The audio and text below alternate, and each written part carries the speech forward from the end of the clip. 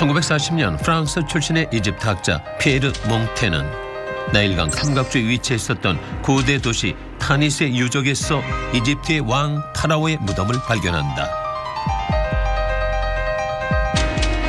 무덤의 주인은 고대 이집트 제21 왕조의 파라오 푸스센네스 1세였다.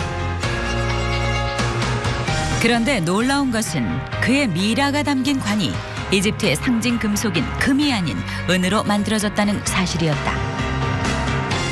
당시에 최고의 권력을 누렸던 그는 왜 금관이 아닌 은관에 누워 있었던 것일까?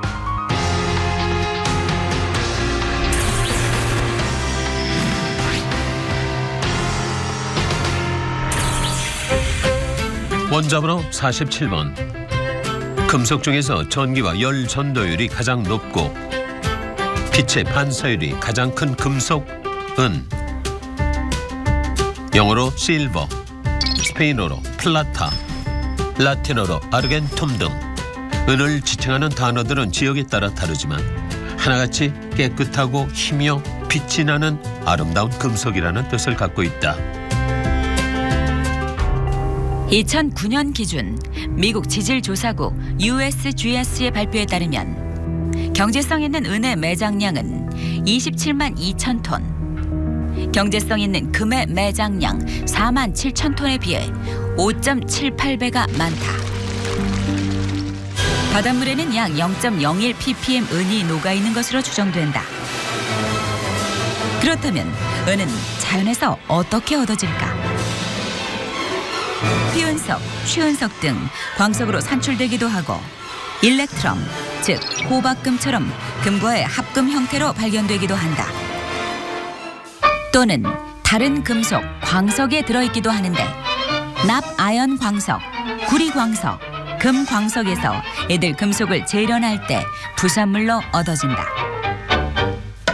광석에서 은을 얻어내기 위한 재련법으론 수용성 사이안 화물 용액에 저급 광석을 넣어 녹인 다음 은을 침전시켜 추출하는 사이안 화법, 광석을 미세한 가루로 만들어 물을 혼합시켜 진흙 상태로 만든 후 수은을 첨가해 은을 얻어내는 아말감법, 불로 녹여서 불순 물과 은을 분리하는 건식법 등이 있다. 한편 은은 금 다음으로 전성과 연성이 뛰어난데 1g의 은으로 1800m의 은실을 뽑을 수 있고 두께 0.0015mm의 은박을 만들 수 있다. 그러나 100% 순은은 무르기 때문에 강도와 경도를 높이기 위해 다른 금속과 합금에 사용하는 것이 일반적이다. 은은 합금 형태에 따라 명칭도 다양한데 은 함량이 95.85% 이상인 경우 브리타니아 실버, 은 95%, 구리 5%의 합금은 멕시칸 실버, 적어도 92.5%의 은이 들어간 합금은 스털링 실버, 은 90%, 구리 10%의 합금은 코인 실버라고 한다. 은의 또 다른 성질은 오존 황 또는 황화합물에 노출되면 검게 변한다는 것이다. 조선시대 사약이나 독극물로 주로 이용되던 비상에 은수저를 넣으면 금방 변색되는데 그 이유는 비상이 비소와 황을 섞어 만든 황화합물이기 때문이다. 금과 달리 색이 변한다는 치명적인 단점을 안고 있는 은.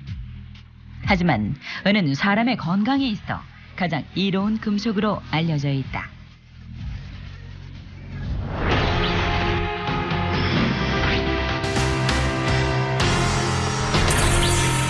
고대로부터 은은 화폐, 장신구, 식기, 의향용 등으로 다양하게 이용돼 왔는데 그 중에서도 관심을 끄는 것은 의학용이다. 의학의 아버지 히포크라테스는 은이 질병을 예방하고 치료하는 성질을 가지고 있다고 기록했고 역사의 아버지 헤로도토스는 고대 이집트에서 상처에 음판을 덮어 치료했다는 기록을 남겼다. 중국 명나라 때 본초학자 이시진 역시 자신의 저서 본초 강목에서 은을 몸에 지니면 오장이 편안하고 심신이 안정되며 나쁜 길을 쫓아내고 몸을 가볍게 하여 오래 살 수 있다고 언급했다. 실제로 인류의 역사에서 은은 항균 물질로 그 역할을 톡톡히 해왔다. 중세 근세 서양에서는 은으로 만든 컵을 사용해 병의 감염을 막았으며 은 동전을 우유에 넣어 변질을 방지했다. 중세 유럽 인구 3분의 1을 앗아간 전염병 패스트. 그러나 패스트균이 뚫지 못한 곳이 있었다. 바로 유럽의 왕궁이었다. 어떻게 이것이 가능했을까? 당시 왕족들이 사용한 은식기 등 은 제품들이 병균의 침입을 막아주었을 것이라는 분석이 설득력을 얻고 있다. 20세기 초까지도 미국의 의사들은 감염된 부위를 치료하는 데 은을 기반으로 한 항생제를 주로 사용했는데 1928년 최초의 항생제인 페니실린의 출현 이후 의학 분야에서 은의 사용은 급감했다. 하지만 페니실린 등 항생제들이 세균의 내성을 길러주는 등 부작용이 밝혀지면서 많은 연구자들은 은을 재조명하기 시작했다. 1978년 3월 과학 잡지 사이언스 다이제스트에 우리의 강력한 살균 투사라는 제목 아래 항생물질은 대여섯 가지의 병원균을 죽이는 반면 은은 인체의 독성을 주지 않고 650여 가지의 병균을 완벽하게 죽인다고 실렸다. 오늘날 의학 분야에서는 은의 살균 소독 능력을 활용하기도 한다. 은 반창고, 은 붕대, 은으로 도금된 인체 삽입기구인 카테터 등이 바로 그 예이다. 이 외에도 은은 정수기 필터 내부에 항균 코팅제나 정수제로도 활용되고 있는데 은의 이런 놀라운 살균력은 과연 어디에서 오는 것일까? 은이 방출하는 은이온에 그 답이 있다. 산소를 흡수하는 성질을 가진 은이온이 쇠균의 생존에 필요한 산소를 없애주기 때문에 쇠균의 번식을 원천 봉쇄할 수 있는 것이다. 은의 이러한 탁월한 항균력을 바탕으로 한 제품 중에는 근래 들어 논란의 대상이 된 것들도 있는데 대표적인 것이 물에 미세한 은이온을 섞은 은용액 콜로이덜 실버와 은나노 기술이 적용된 상품들이다. 2009년 9월 11일 미국 토크쇼 방송에 온몸이 푸른색인 한 남성이 출연했다. 그는 피부염을 치료하기 위해 14년간 은용액을 복용한 폴 카라슨으로 그의 피부가 푸른 빛을 띤 것은 은복용 부작용인 은피증 때문이었다. 폴 카라슨은 만약 과거로 돌아간다면 은용액을 복용하지 않을 겁니다. 라는 말을 남기며 은에 대한 경각심을 불러일으키기도 했다. 2000년대 들어 의약품, 화장품, 의류, 세탁기 등 일상생활에서 쉽게 찾아볼 수 있는 광고 문구 은나노. 그런데 은나노가 인체에 유익한 만큼이나 해를 끼친다는 우려도 제기돼 왔다. 최근 미국의 비영리 환경단체 비욘드 페스티사이드는 은나노 입자가 오염수 처리 과정에서 중요한 역할을 하는 박테리아와 미생물들의 성장을 억제하고 있다고 언급했다. 국내 연구팀 역시 지난해 8월 인간 유전자와 비슷한 제브라피쉬에 은나노 입자를 노출시킨 결과 배아의 기형 위험이 15%, 난청 위험이 20%가량 증가했다고 발표하기도 했다. 살균 작용이 강한 반면 부작용의 우려 또한 점점 커지고 있는 은. 그래서 일부 회의론자들은 은을 두 얼굴의 금속이라고 부르기도 한다.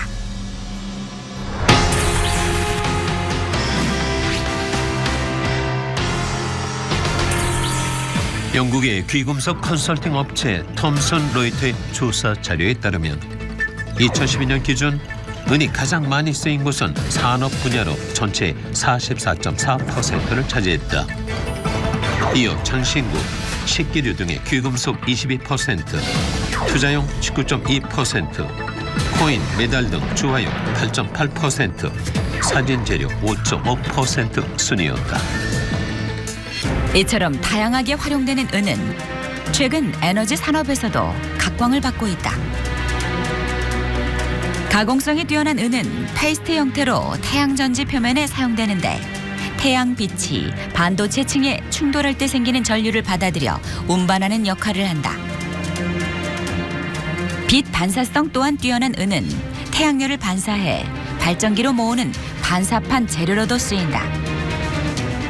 그런가 하면 원자력 발전 분야에서는 중성자를 붙들어 핵 융합 속도를 늦추는 제어봉에 은이 사용된다.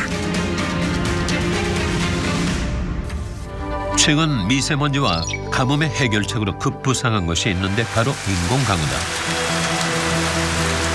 인공강우가 유명해진 계기는 2008년 베이징 세계 스포츠 축제 때로 구름 낀 하늘에 소형 로켓 천여 대를 발사해 구름씨를 뿌려 개막식 전에 비를 내리게 했다.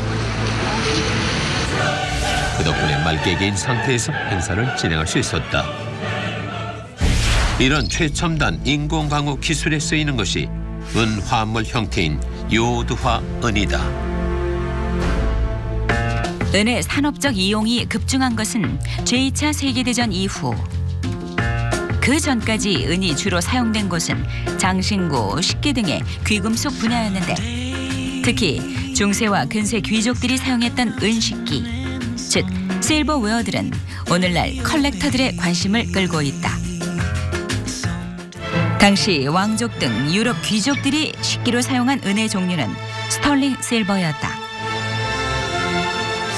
영국에서 제작된 스털링 실버 포크와 나이프 세트. 여기에는 판 모양과 걷는 사자, 소문자 H 그리고 EJP라는 이니셜 등이 새겨져 있는데 이것은 국가에서 스털링임을 인정해주는 일종의 품질 보증 제도인 홀마크다. 1238년경 영국의 헨리 3세에 시작된 이후 1300년 에드워드 1세에 의해 입법화됐으며 점차 프랑스 등 유럽으로 확산된 홀마크 제도. 앤틱 애호가라면 홀마크에 대한 이해는 필수다. 영국의 홀마크는 일반적으로 4가지 구성 요소를 갖는다. 첫 번째는 지역의 은 제작 기준을 만족하는 제품이라는 뜻을 갖는 스탠다드 마크로 걷는 사자는 잉글랜드, 두 발로 선 사자는 에딘버러, 엉겅퀴는 글라스고, 하프 위의 왕관은 더블린을 의미한다. 두 번째는 어느 지역의 실버 길드, 즉 수공업 조합에서 생산된 제품인지를 알려주는 지역 마크가 있다. 버밍엄은 탑, 쉐필드는 왕관이다. 세 번째는 제작 연도를 확인해야 한다. 그런데 제작 시기는 숫자가 아닌 철자로 표기돼 있는데 알파벳의 모양, 알파벳이 들어있는 박스 형태 등에 따라 연도가 달라진다. 때문에 마치 암호를 해독하듯 인덱스를 확인하며 제작 연도를 파악해야 한다. 네 번째로는 제작자 마크로. 이것은 정해진 양식이나 모양 없이 각 길드가 자유로운 형식으로 새겨넣었다. 그렇다면 홀마크에 대한 지식을 바탕으로 앞서 본 스털링 포크 나이프 세트의 홀마크의 비밀을 풀어볼까? 걷는 사자는 잉글랜드의 스탠다드 마크, 제작 지역은 버밍엄, 제작자는 EJP라는 사람, 제작 연도 소문자 H는 1907년을 의미한다. 2015년부터 국내에 등장한 수저 계급론은 유럽의 속담인 은수저를 입에 물고 태어났다는 말에서 유래했다. 우리나라에서 부유한 집안의 자식을 의미하는 금수저와 달리 유럽에서 귀족의 자식을 상징하는 것은 은수저였다. 이 정도라면 서양에서 은이 차지하는 위상이 어느 정도일지 가히 짐작할 수 있지 않을까.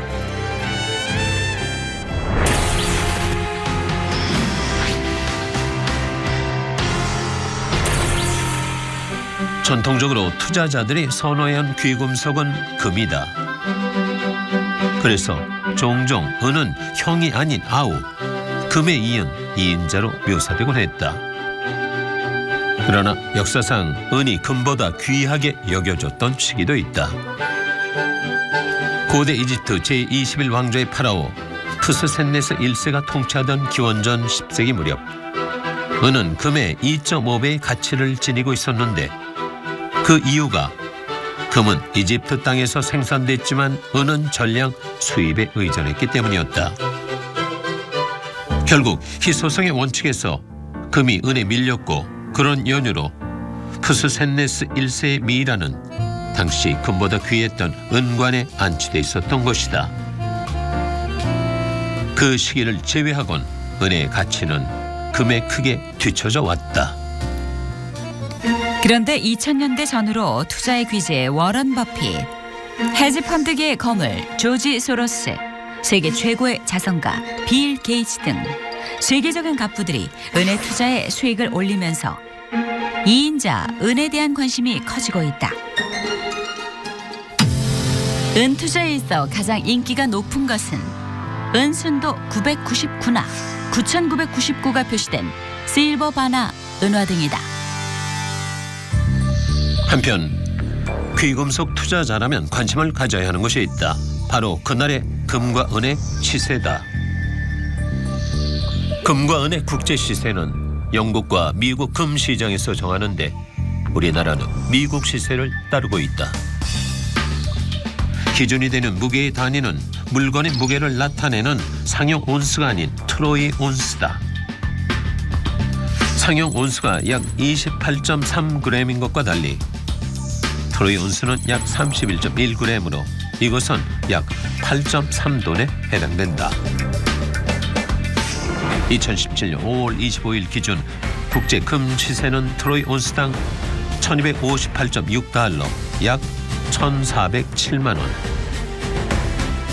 은 시세는 트로이 온스당 17.18달러, 약 19,000원이었다. 금과 은의 비율도 표시되어 있는데 이는 그날의 금 가격을 은 가격으로 나눈 것으로 금이 은에 비해 몇 배나 비싼지를 단적으로 보여준다. 2017년 5월 25일의 경우는 금이 은보다 73.26배 비쌌다.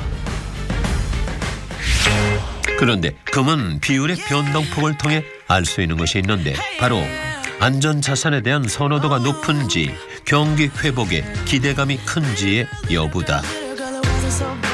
대표적인 위험 회피 수단인 금의 값이 상승한다는 것은 경제가 불안해 안전자산으로 몰린다는 것을 의미하고 안전자산보다는 산업재의 성격이 강한 은값이 오른다는 것은 경기 회복에 대한 기대감이 커지는 것을 나타낸다. 그렇다면 금이 저평가되고 은이 고평가돼 금은 비율이 낮아진다면 어떤 분석을 내놓을 수 있을까?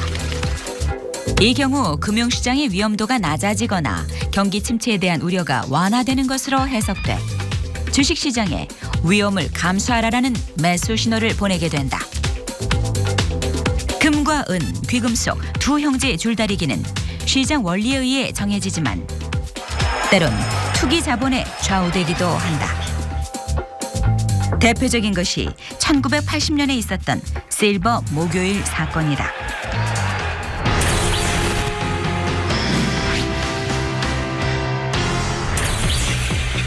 여기 1970년부터 2000년대까지 은 가격 그래프가 있다. 이 중 눈에 띄는 것은 1980년 은 가격이 무려 10배나 뛴 지점이다. 당시 은 시장에는 무슨 일이 있었던 것일까? 1970년대는 베트남 전쟁 등으로 달러의 가치가 많이 떨어진 때였다. 이는 근본이제를 공식적으로 폐지하는 닉슨 쇼크로 이어졌고 결국 5.1 쇼크까지 일어났다. 이로 인해 달러의 가치가 떨어졌고 인플레이션 우려가 커졌으며 사회는 전반적으로 불안정했다. 그런 만큼 위험 회피 수단인 귀금속에 투자가 몰리면서 금과 은의 가격이 상승했는데 특히 은 가격 상승에 있어 불을 지핀 사람들이 있었다. 바로 석유 재벌의 상속자들인 벙커와 허버트 헌트 형제였다. 그들은 은 투자를 통해 차익을 남기겠다는 계획하에 엄청난 양의 은을 매입했다. 헌트 형제가 처음 은을 매입하기 시작한 1974년 트로이 온스당 3.27달러였던 은 시세는 6년 후인 1980년 1월 트로이 온스당 50달러 이상을 기록했다. 당시 헌트 형제 은 보유량은 1억 트로이 온스, 즉 3,100톤이었다. 그러나 그들의 은 투기 작전은 실패로 돌아간다. 그들이 미처 계산하지 못한 부분이 있었는데 바로 정부의 개입이었다. 은 가격의 폭등으로 경제 위기를 느낀 시카고 선물 거래소가 은 투자량을 300만 트로이 온스로 제한하면서 시장에 은이 쏟아졌고 결국 1980년 3월 27일 목요일 은값이 폭락해 트로이 온스당 10.8달러를 기록했다. 이것이 바로 실버 목요일 사건이다. 이로 인해 헌트 형제는 수조 원의 손해를 보았고 시세 조작 혐의로 1,000만 달러, 약 100억 원의 벌금 부과와 함께 5년 동안 선물 거래 금지 조치를 당한다. 역사상 최대 은 시세 조작 사건은 은 가격 역시 투기 자본에 의해 조정될 수 있다는 교훈을 안겨주며 그렇게 마무리됐다. 중국에서 가장 많이 팔린 경제서로 전 세계 화폐 전쟁 신드롬을 불러일으킨 화폐 전쟁 시리즈. 책의 저자인 숭홍빙은 2011년 발행된 3권의 표지에 15년 후에는 은이 금보다 비싸질 것이다 라는 말을 남겼다. 2016년 상반기 금값 상승세의 2배를 기록한 은값의 상승세. 숭홍빙의 말처럼 앞으로 과연 은의 시대가 도래할까?